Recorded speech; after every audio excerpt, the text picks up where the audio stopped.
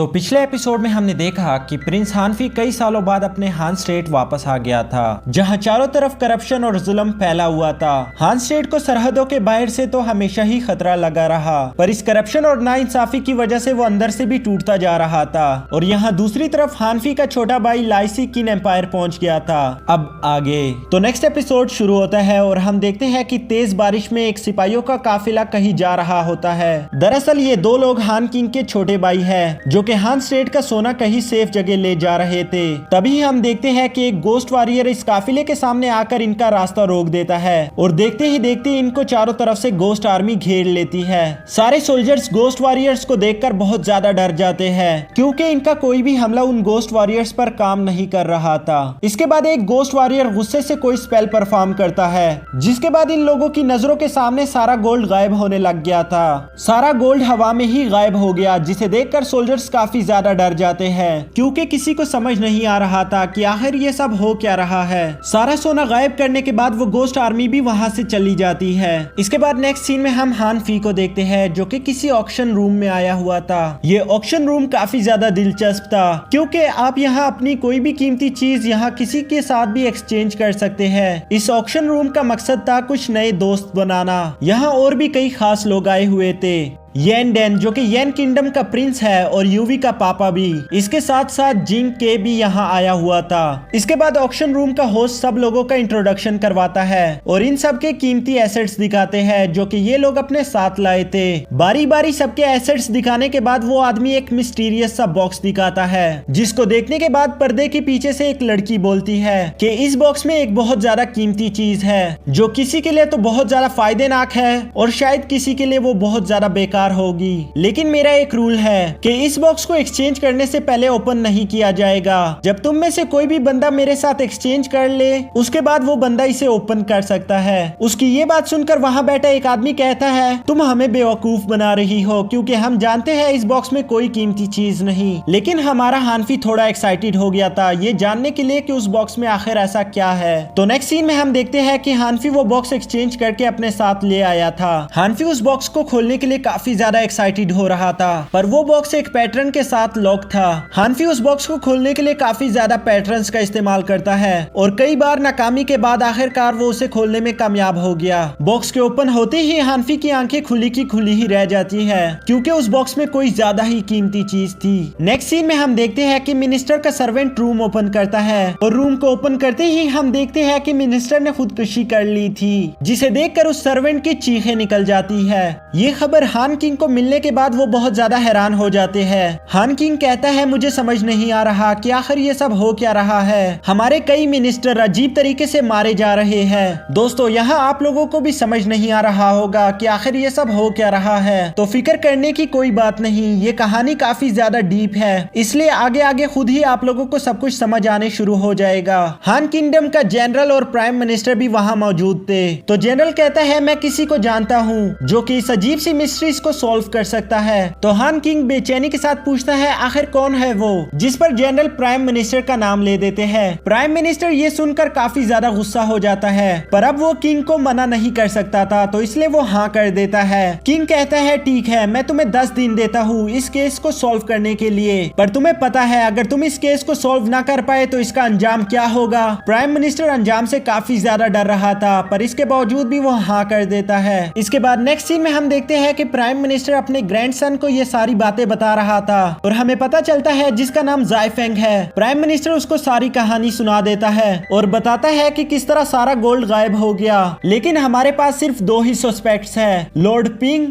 और लॉर्ड क्वेन। पर मसला यह है कि वो दोनों ही किंग के छोटे भाई हैं, तो हम तहकीकात के लिए उन दोनों को टॉर्चर भी नहीं कर सकते, इसलिए इस केस को सॉल्व करना काफी ज्यादा मुश्किल हो गया है। जायफेंग थोड़ी देर सोचने के बाद कहता है, पूरे हान स्टेट में अगर इस केस को कोई सॉल्व कर सकता है तो वो सिर्फ एक ही आदमी है। जिसके बाद सीन शिफ्ट होकर हानफी पर आ जाता है, जो कि अपने सामने पड़ा एक बॉक्स ओपन करने लगा था। उस बॉक्स में कुछ काफी ज्यादा कीमती था, जिसकी वजह से डार्क एनर्जी वहाँ फैलने लगती है, पर तभी कुछ आवाज सुनने की वजह से हानफी उस बॉक्स को बंद कर देता है। इसके बाद उसी शाम का सीन दिखाया जाता है, जहाँ प्राइम मिनिस्टर और जायफेंग एक शराब खाने के सामने आ गए थे। प्राइम मिनिस्टर जायफेंग से कहता है, क्या हम ऐसी जगह पर मुलाकात करेंगे। जायफेंग कहता है, मैं कुछ नहीं कर सकता, उस आदमी ने ही हमें यहाँ यहाँ बुलाया है। तो वो दोनों अंदर जाकर देखते हैं, जहाँ वही लड़की जिसका नाम मिस जीनू था वो उन दोनों को वेलकम करते हुए कहती है कोई यहाँ आपका इंतजार कर रहा है। तो प्राइम मिनिस्टर और जायफेंग उसे फॉलो करते हुए ऊपर के एक रूम तक आ जाते हैं, जहाँ हम देखते हैं कि वो आदमी और कोई नहीं हान फी था, जो कि शराब पीते हुए लड़कियों के साथ मजे कर रहा था। प्राइम मिनिस्टर उसे देखने के बाद हैरानी से सोचते हैं कि ये तो प्रिंस हान फी है। हान फी अपने सामने पड़ी प्याली उठाकर कहता है कि ये शराब की प्याली तो काफी ज्यादा कीमती है। मिस जीनू कहती है ये प्याली गोल्ड से बनी है, हम अपने कस्टमर का काफी ज्यादा ख्याल रखते हैं। दोस्तों दरअसल ये शराब खाना मिस जीनू का था। यहाँ का सारा स्टाफ लेडीज पर मुश्तमिल है जो कि मिलकर इस शराब खाने को चलाती है। हान फी कहता है ये प्याली वाकई में ही बहुत ज्यादा कीमती है, लेकिन एक इससे भी कीमती और प्यारी प्याली मैं कल ऑक्शन में एक मिस्टीरियस से बॉक्स के साथ एक्सचेंज कर आया हूँ। दरअसल हानफी को मालूम हो गया था कि उस पर्दे के पीछे वो लड़की मिस जीनू थी। मिस जीनू कहती है लगता है आपको वो एक्सचेंज करके अब पछतावा हो रहा है, जिसके जवाब में हानफी कहता है नहीं बिल्कुल नहीं, बल्कि मुझे तो उससे भी ज्यादा कीमती चीज मिल गई है। अगर वो औरत मेरे सामने आ जाए तो मैं तो उसका शुक्रिया अदा करूंगा। इन दोनों की ये बातें प्राइम मिनिस्टर को फजूल लग रही थी, तो इसलिए वो वहाँ से जाने लगा था।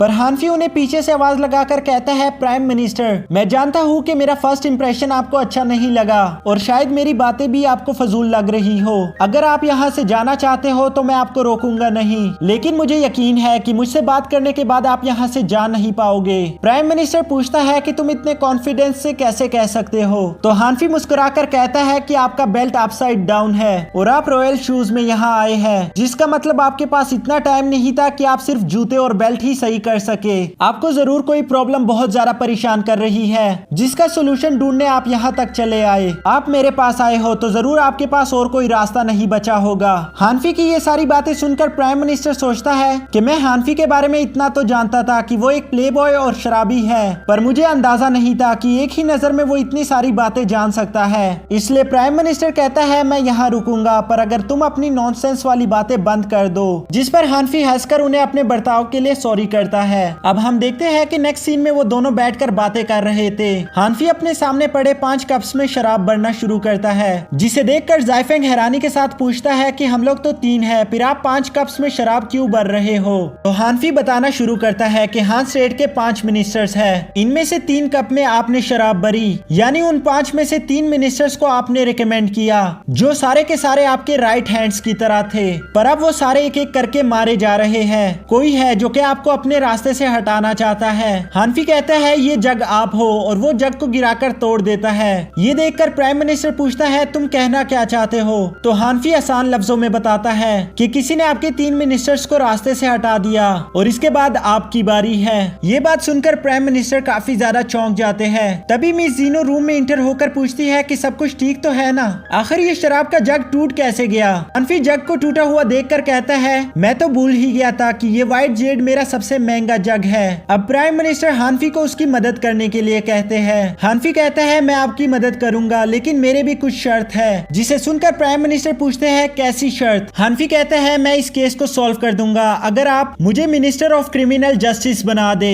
प्राइम मिनिस्टर पूछते हैं जब तुम राजगद्दी के अगले वारिस हो तो तुम्हें ये मामूली सा मिनिस्टर ऑफ क्रिमिनल जस्टिस बनकर क्या करना है। जिसके जवाब में हानफी कहता है ज्यादा कुछ नहीं, बस मुझे लगता है कि ये मजेदार होगा। हानफी का ऐसा जवाब सुनकर प्राइम मिनिस्टर को वो मिनिस्टर ऑफ क्रिमिनल जस्टिस के लिए सही आदमी नहीं लगता। पर जायफेंग अपने दादा को समझाते हुए कहते हैं कि ये केस काफी ज्यादा मुश्किल है, अगर हानफी इसे सॉल्व कर पाया तो वो वैसे भी मिनिस्टर ऑफ क्रिमिनल जस्टिस के लायक होगा। इसलिए मैं कहता हूँ कि आप प्लीज हानफी की बात मान जाए। हानफी जायफेंग की ऐसी बात सुनकर कहता है आप लोगों को बहुत ज्यादा खुश होना चाहिए कि आप लोगों के घर में जायफेंग जैसा एक ज़हीन आदमी है। ये बात सुनकर जायफेंग कहता है आप तो वैसे ही मेरी तारीफ कर रहे हैं, मैं इतना भी ज्यादा समझदार नहीं हूँ। जिसके जवाब में हानफी कहता है नहीं, तुम काफी ज्यादा समझदार हो। इस केस के 2 वाहिद सस्पेक्ट्स रॉयल फैमिली से हैं, जिन्हें तुम टॉर्चर करके मालूमात हासिल नहीं कर सकते, इसलिए तुमने मुझे चुना क्योंकि मैं भी रॉयल फैमिली से हूँ और अगर मैं चाहूँ तो मैं उनसे तहकीकात कर सकता हूँ। तुमने मुझे एक बलि के बकरे की तरह इस्तेमाल किया।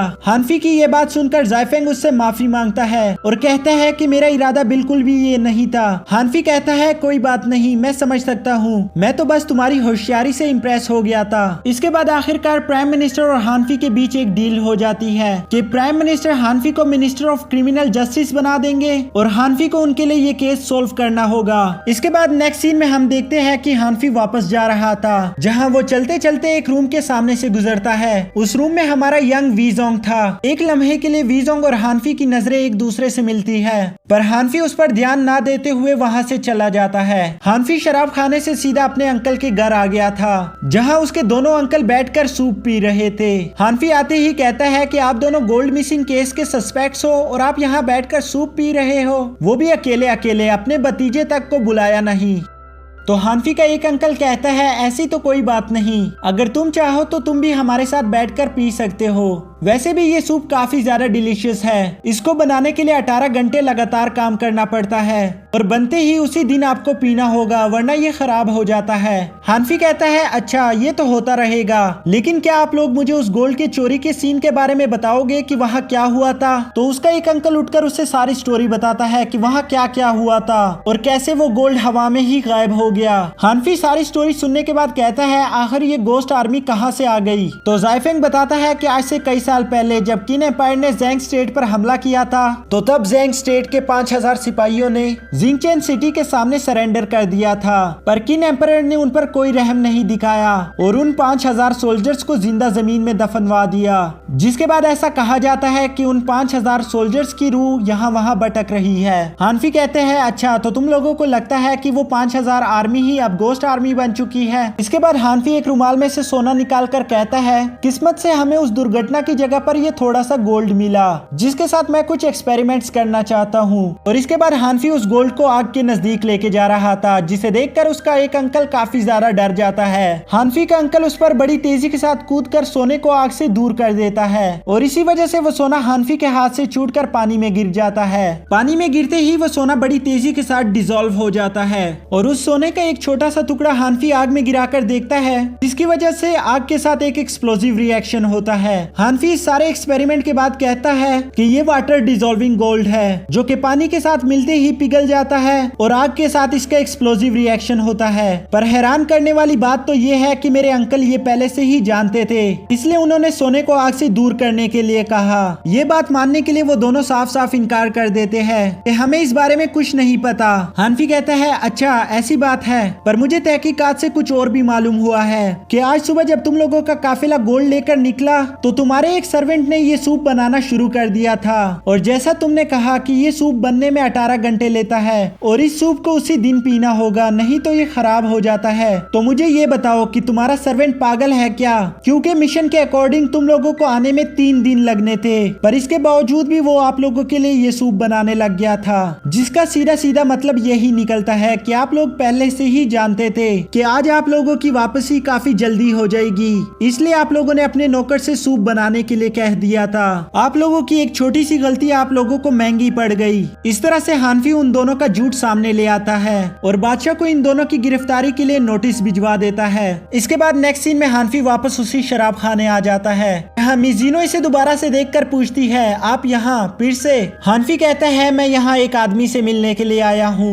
मिस जीनो पूछती है कौन? कहीं आप ब्रदर वीजोंग की बात तो नहीं कर रहे? हानफी कहता है मुझे उसका नाम नहीं आता, पर कल शराब पीने के बाद जाते हुए मैंने उसको देखा था, इसलिए मैं उससे दोबारा मिलना चाहता हूँ। मिस जीनो कहती है यहाँ कुछ बातें हैं जिनके बारे में आपको नहीं जानना चाहिए, ये आपके लिए बहुत ज्यादा खतरनाक हो सकता है। हानफी कहता है तो कोई बात नहीं, मैं ये खतरा उठाने के लिए तैयार हूँ। मिस जीनो उसे रोकते हुए कहती है कि वीजोंग की दुनिया तुमसे बिल्कुल अलग है, जहाँ तुम बातचीत से मसला हल करते हो वहाँ वो लोग तलवार से मसला हल करते हैं। पर हानफी मिस जीनो की कोई बात ना सुनते हुए सीधा वीजोंग के कमरे में चला जाता है, जहाँ खिड़की के पास खड़ा वीजोंग कहता है मेरे सामने 2 ही लोग खड़े हो पाते हैं, एक वो जिन पर मैं यकीन करता हूँ और दूसरा वो जिनको मुझे मारना होता है। ये बात सुनकर हानफी कहता है बेशक मैं उनमें से बनना चाहूंगा जिन पर तुम यकीन करते हो। वीजोंग कहता है मैं ऐसे ही किसी पर यकीन नहीं करता। तो हानफी कहता है मैं आपके लिए कुछ लाया हूँ, उसे देखने के बाद शायद आपका इरादा बदल जाए। और हम देखते हैं कि हानफी वही मिस्टीरियस बॉक्स वीजोंग के सामने रख देता है। हानफी कहता है मुझे इस मिस्टीरियस से बॉक्स में किसी ने एक क्लू दिया